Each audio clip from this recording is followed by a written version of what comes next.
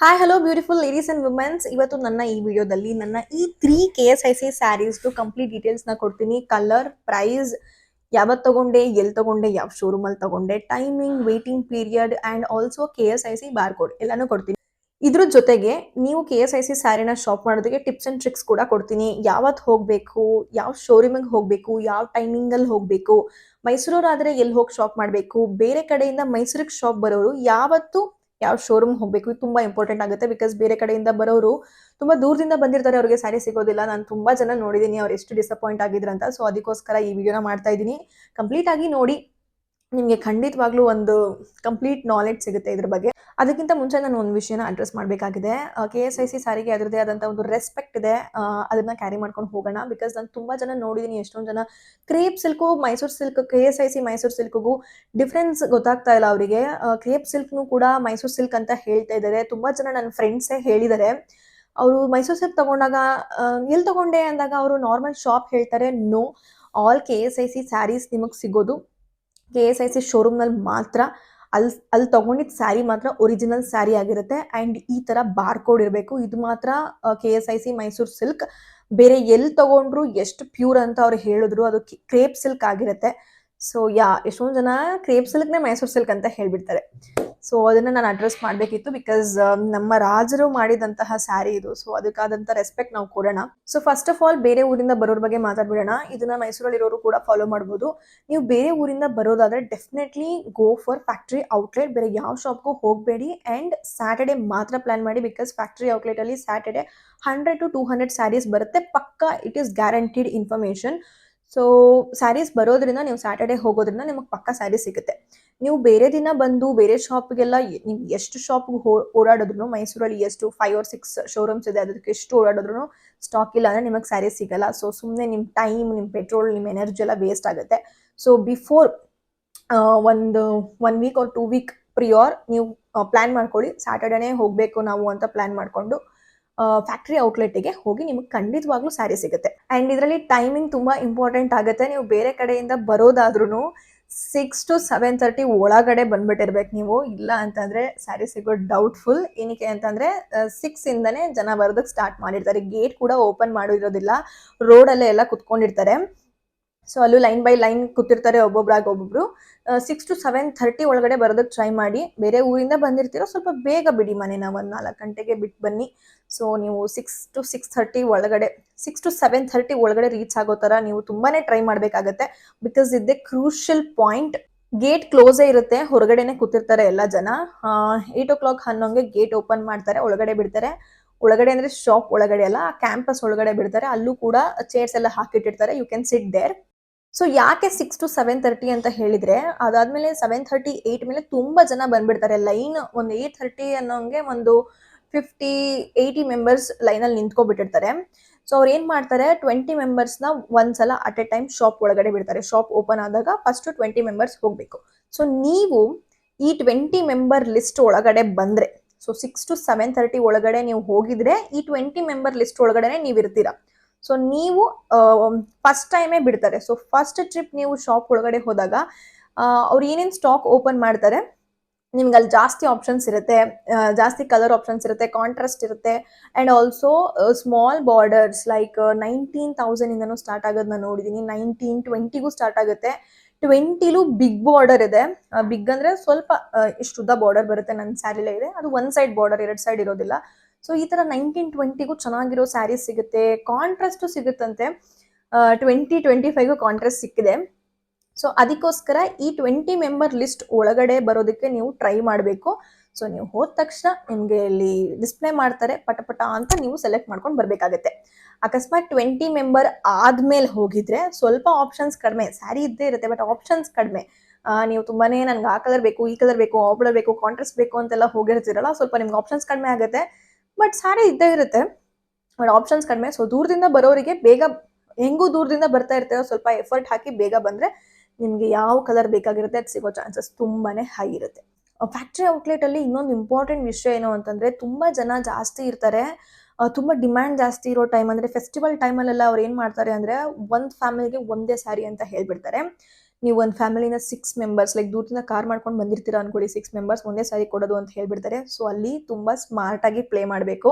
ನನಗೆ ಗೊತ್ತಿಲ್ಲ ಇವ್ರು ಯಾರು, ಈಗ ನಿಮ್ಮ ಚಿಕ್ಕಮ್ಮ ಆಗಿರ್ಬೋದು, ನಿಮ್ಮ ಅಮ್ಮ ಆಗಿರ್ಬೋದು, ನೀವು ಅಲ್ಲೆಲ್ಲ ಡಿಸ್ಕಸ್ ಮಾಡ್ಕೋಬೇಡಿ.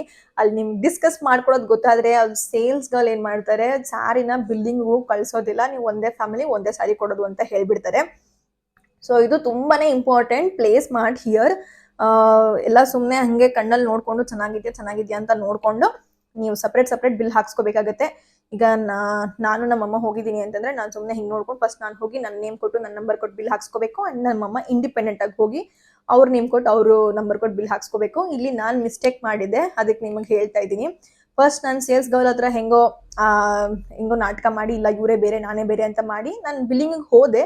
ಬಿಲ್ಲಿಂಗ್ ಹೋದಾಗ ಎಲ್ಲ ಮುಗೀತು, ಇನ್ನೇನು ಕೊಡ್ತಾರೆ ಅಂತ ಹೇಳಿ ನಾನು ನನ್ನ ನಂಬರ್ ಹೇಳಿದೆ. ನಮ್ಮ ಮಮ್ಮಿ ನಂಬರು ಕೂಡ ನಾನೇ ಹೇಳ್ಬಿಟ್ಟೆ.